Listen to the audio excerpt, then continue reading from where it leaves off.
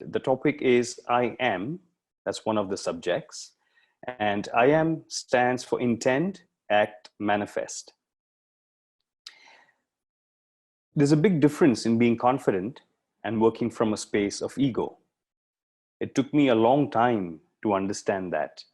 And once I understood all the garbled meanings and definitions of ego, some teachers obviously make it sound very passionate. And we get lost in the whole philosophy and the tune of what some things mean. So we intellect things, we don't literally feel it or experience it. And this is where I find the challenge or the problem lies in seekers like myself and like you. Because when we seek, we get hypnotized with words, with people's experiences, and then we kind of go round and round trying to wonder as to why we don't sense or feel what they're talking about. As I have shared in my previous chats or discussions or lectures, whatever you would like to call it, that we start living other people's dreams and other people's lives. And I believe firmly that philosophy is one of the biggest jokes or the biggest con words around, because it gives you hope, but then you don't experience it yourself. And that causes a problem. Now, just to correct myself, the problem is not with the philosophy, it's with how we are trained to absorb the philosophy. So we spend most of our time in our lives learning how to unlearn and being slaves to our emotions. Imagine if we were taught how to handle our emotions in school. What a big difference it would make. No wonders we don't have so many athletes nowadays, and no wonders we don't have world record breakers the way we used to. That's because our learning systems have become very mechanical, which serves a purpose for mathematics and science, but it doesn't serve a purpose for creativity. Just like Sweden, that country is handling the whole crisis that we're going through, or let me correct myself, the whole opportunity that we're going through in a very different manner to how we all are handling it. It makes me wonder and appreciate the fact that collective consciousness and positivity towards handling a certain situation still exists in certain communities and certain countries. Talking about I am stands for many things, but it's more and more being used now for meditation and for the purposes of connection. What I am sharing with you is of the philosophy of I am, followed by a meditation technique that I have created. And there are many other meditation techniques out there that talk about I am, the IAM. So feel free to go out there. Like I keep saying, there's so much information. Don't limit yourself to only this. Go within and at the same time go outward into the outverse. So I am stands for intend, act, manifest. The word act can also mean visualization, not only action and hard work. Intention is the start, and the focus of intention is the key. The hunger, the passion, the emotion, they all make up the intention. In the intention, one must feel the emotion of the intention being manifested. So you live your life based on that frequency already being there. So living in abundance and not in lack. For example, not asking the question as to why am I not getting it, rather saying or asking when am I going to get it completely. Because when one is hungry, there is desire, there is need, there is want, there is a survival, and there is sharing and caring, because you understand that when you want or need something, or when you have an intention, you need the community. And hear what I'm saying it's a need. Having people around and a community around you is a need. And that is part of intention. Then comes action. Remember, I is for intention, A is for action, where action also means repeating the intention and its emotions like a mantra every moment of your breath. If you can do it in every moment of your breath, you will be even more successful than me, or more successful than the most successful people. Because once it becomes who you are and what you are doing, then it becomes you. You're living that. For example, every morning, every afternoon, every night, whenever I can, or whenever I can above and beyond that, I keep repeating, I am healthy, I am happy. I am healthy, I am happy. Then I repeat that, or I replace that with saying, I want to be the best within myself so I can help people be happy and healthy. And moment I start to chant that, I feel a connection to you. And that connection makes me come up with these fantastic, fantastic discourses that I'm sharing with you. So when you live your intentions and the actions with the emotions like a mantra, every moment of your breath, then there is manifestation, where you feel the intention and make your actions as if you already have it. Now, be careful. Don't be reckless and living a life you don't already have and getting trapped, and the brain and its survival instinct to make things easy and let effort as possible. So when you make the least effort possible because you already believe you have it, that is the Maya and the illusion. It's a survival pattern. Once you live in that survival pattern, you're not able to create what you want. Rather, you are in the stress or fight and flight mode. When you start to feel and manifest what you want to be, and you work in that frequency, you go beyond just being stuck where you are with your thoughts, with the slavery of your thoughts, if I may say so, with the slavery of the body, because remember, the physical body can also become a trap. So it's important to find that balance. For example, the first time when I heard about I started living as if I already had a lot of money. So I started spending that money before even having it. And that to me became a trap. So in short, you intend, act, manifest, you try and understand that money is energy. And it's only once you get it, you give it, you get it, you give it, can you do the transfer of energy. It's not that you first transfer, you empty out yourself, and then the funds will come. No, it's about creating that balance, understanding the laws of nature, understanding money is energy. It's like if you didn't have money, you would use the barter system.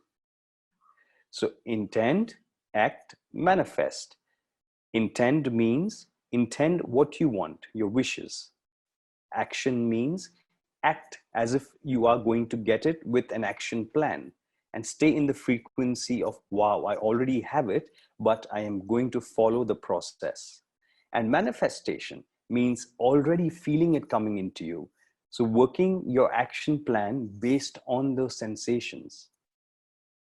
Now, some of you may ask me, why lie to yourself? Why lie that because you don't have it, you can still act it? Well, that's a valid question. Let me put it the other way. You're lying to yourself anyway. What if you lived in abundance or in the emotions of abundance, and then you ask for what you want? It's pretty much the same thing. The only difference is that you're changing the frequency and then asking for what you want. How does that sit with you? Now we will move on to repair, perform, enhance.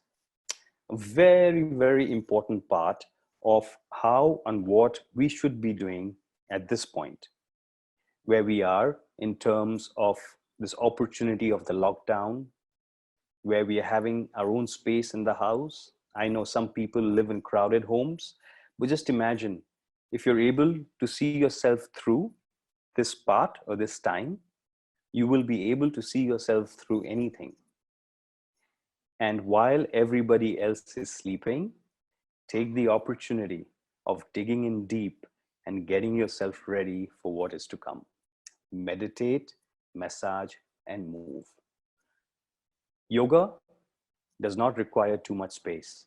So at a time like this, it's an ideal exercise or movement pattern to do, because all you need is a mat.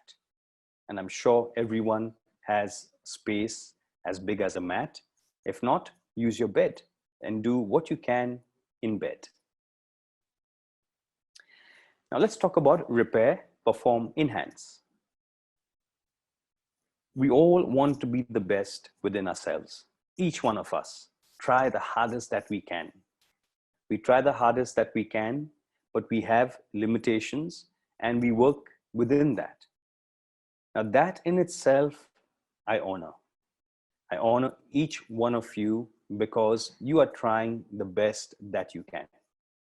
Now let's look at how to get exactly what you want, not by being in conflict or feeling disappointed that you've tried your best and it hasn't happened. So let's look at how society wants us to perform these days. It's all about trying your best, giving you 100%. Your motivation lectures and stories are all about trying 100% or trying 120% now. That's the new goal. I say don't. And do you know why? Because if you look at international athletes, they only perform at 100% sometimes during competition. Before that, they know how to master their training patterns. So they will work within 40 to 60% for the whole year. They'll touch 80% at certain times during competition. And that 80 to 20% is reserved. And the top athletes know how to work with that. And that's the exact formula I'm going to share with you. To enhance, you must perform. To perform, you must repair. For example, for you to be able to perform or for you to be able to enhance, you need to be repaired and you need to be relaxed. Just like in karate, they say when you punch, if you're tight, your punch will come out slow. But if you're loose, then your punch comes out with more power, more speed, and less effort. In the same manner, learn how to understand your body and your mind and stay in compartments or within your limitations. For example, when we run the Repair, Perform, Enhance retreat, the first day, we do all contractions in our yoga poses only up to 30%, maximum 30%. On the second day, this is for our 3-day retreats, we perform at 50 to 60%. So we try and understand our performance protocols and our boundaries.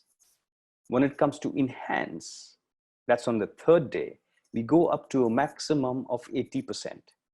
And in that enhance, I ask each student to decide certain times on when they can hit up to 100%. The results we have found have been just magnificent because not only does it help the pose, but it also helps reduce the stress you're putting on your body. We live our daily stresses, we're running around, we forget to pause and listen to our inner voice. We are all trying to run in enhanced mode when we are not even trained to perform or repair. We get burnt out, exhausted and sick, spend money on recovering, lose efficiency at work, and lose valuable time from sickness, suffering and feeling low. Though it has its place sometimes to feel low, there's nothing wrong with it, but this can be avoided because this can be achieved in a controlled environment, in the way of a pre-sick leave, where one can spend time introspecting, resting, and healing the body. Remember, sicknesses are not a sign of weakness.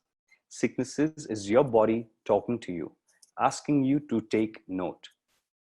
So I ask you, what's the point of working hard only to fall sick? Are we not working for health and happiness? All animals rest more than they work. Trees don't move and they live the most. The information you find on exercises and movements is based on balancing the negatives of eating inflammatory foods and living our overstimulated brains from technology. This only provides band-aid solutions with more questions than answers.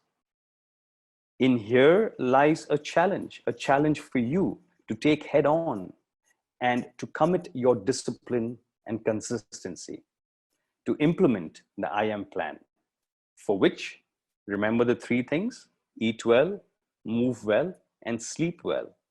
They form the base of being healthy and happy. Now, how do we repair? Repair happens when, first of all, you switch off from here. For example, let's say there's a situation where there's a stress factor. You're stressed. That's fine. But what are you going to do about the stress? How are you building your relationship with the stress? Is the stress becoming you, or is the stress just an emotion like every other emotion? Remember what we spoke about in the previous text, which is don't become the emotion. Be aware of all your emotions, but don't become them. So learn to switch on when you need to and switch off when you don't need it. How do we do that? Sit and meditate. Do your practice. Do your sadhana and find your answers within and outwards. To repair, you must be relaxed. You must feel the sense of relaxation. For example, it's like coming for one of our retreats, leaving the retreat and going back to doing exactly what you did before you came for the retreat. I ask you, in this example, what have you changed? Nothing. Rather, I would rather you take back the space, the retreat with you. Once you go home, create an altar or a place somewhere where you can feel the retreat. You can feel the energy, the space that you have created. And then you become that. You make that part of your daily life. So when the stress comes, you create an action plan, you deal with it, and you remove yourself from the stress. Because anyway, the stress is not going to serve you. Like my mom always said, and this is one sentence I've always remembered: it's not the stress that kills you. It's the thought or the thinking of the stress over and over again that kills us. And that's one of the biggest reasons most people don't get sleep at night, because it's really hot here, so excuse me. Because we keep thinking about the stress without thinking about the action plan. I'm going to ask you to do a test. The next time you're not getting sleep, sit up, get a diary, and start writing. I say diary and not phone because the light of the phone and technology could keep you awake by taking the pineal gland into an awake state. Take a diary and write down your action plan for the stress. Counsel yourself, and you'll be amazed at what you find. You will get to sleep in the next half an hour. And if you don't, give me a buzz, send me an email, give me a call, or actually send me a voice message so I can look at it when I wake up, and we can have a chat. I can share with you strategies on how you can improve your sleep. And you can find your own strategies by going through everything I've shared with you, and you will find your answers. But if you want a quick fix, get in touch with me. So repair happens with the state of mind. You're going to have to train yourself. And when you train yourself, it's very simple. Think of the worst thing that you can that stresses you. Then move yourself away from that stress and act in your head the action plan. Vice versa. Think of a friend who is addressing a stressful situation. How you as a counselor or as a third person would help that friend. You might actually get your answers, because we as human beings might not help ourselves, but we will help somebody else. And this is why collective consciousness and community and humanity has a great opportunity now to go where we are going. I just want you to think of something. In today's day, where we are all stuck or where we are all sitting, we are in a high state of hope, high state of prayer. Can you imagine the vortex or the frequency we are all creating, even without knowing it? We're creating a positive spiral, so positive that this is going to transform humanity. Now, I'm not saying every human being is going to be transformed. That's not possible because we all live differently, and that's fine. That's the beauty of being a community. Just because someone doesn't align with your thought process doesn't mean they are any less or they are any more. It just means that we all have different personalities, and together we create a team. So let's put our intentions in the right place. Let's create this vortex or this frequency of health and happiness for everyone and everything around us.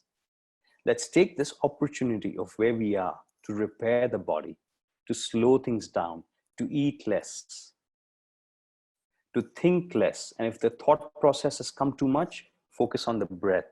Let the breathing and the thoughts align with each other. Once you repair yourself, you'll be able to perform. You'll be able to move into performance state.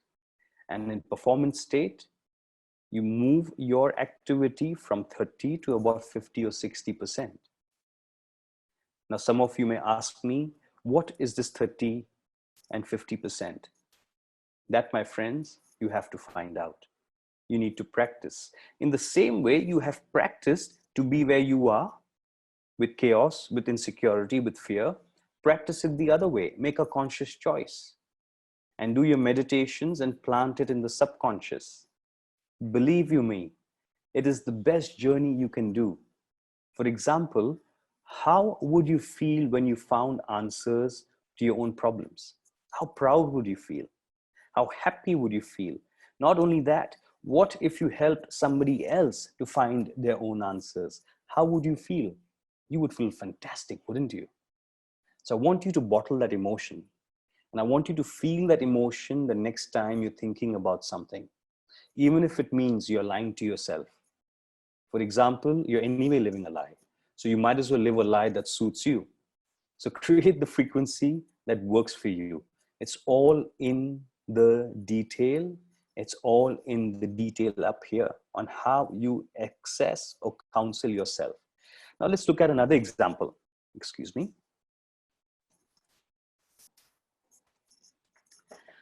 If someone comes and throws garbage on you, what are you going to do? You're either going to move away, or you're either going to wipe the garbage off you, or you're going to tell that person off, or you'll do all three.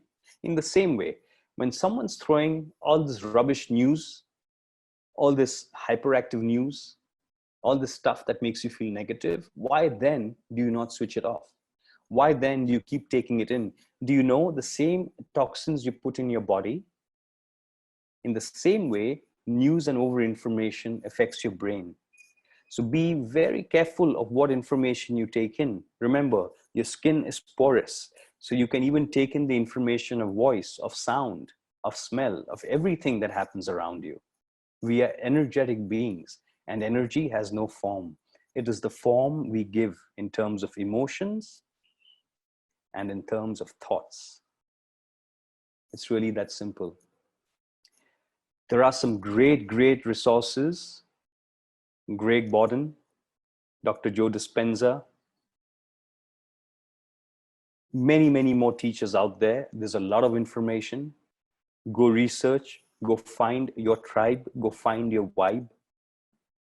What I have done is I've just tried to summarize all the information that is out there into just 21 days. So you can start to create the reality you want. Now, what is the answer for finding your solutions? I say again, meditation and practice. Move, journal, talk to yourself, look in the mirror, counsel yourself. Do what you need to do to spend time with yourself. Yes, there will be certain things you don't like about yourself. Address it. What is the biggest fear? Is the question I'm going to leave you with. What is the fear that rules you? What is the fear? Am I not good enough? Why me? I don't know what's going to happen. Talk to yourself. What is the fear? And then ask yourself the question, do you feel nice living in this fear? Do you feel whole and complete living in this fear? Or would you like to change it? Now, the ones who say, I want to change it, you might actually say, I want to change it, but I'm scared. I don't know what it's going to change to. Well, ask yourself the question, what if you change to something you really like? And even if it is 1% better than where you are, isn't it worth it? And believe you me, once you create an intention, and be very careful, because once you create the intention, whatever you ask for will happen. But you need to be aware of it from your conscious and the subconscious mind and the spiritual mind. And how do you get there? By meditating. It is really that simple. I've seen people take shortcuts, take fad diets, take fad books, information. They go around and around searching, searching, searching. They become great philosophers, great orators, but they're still empty. They're still empty because they have not felt. They've only intellectualized what spirituality is. Spirituality is nothing but having the spirit of being childlike, having the spirit of getting what you want without harming anyone, having the spirit of founding yourself or having a strong foundation, and at the same time being able to live in a community. Imagine if you could do it. And if you're already doing it, then that's fantastic. And if you're not doing it, please do it, because it'll make you feel so happy, and it'll leave such a big load and pressure that you're carrying with you. And you'll suddenly feel alive again. You'll feel like a child jumping around. Your body will open up. The mind will be free, and you'll be orgasmic throughout your life. Now, isn't that what we all want? Health, happiness. And let's add a bit of orgasms to that. A spiritual orgasm, a mental orgasm, a physical orgasm, and any other orgasm that you want.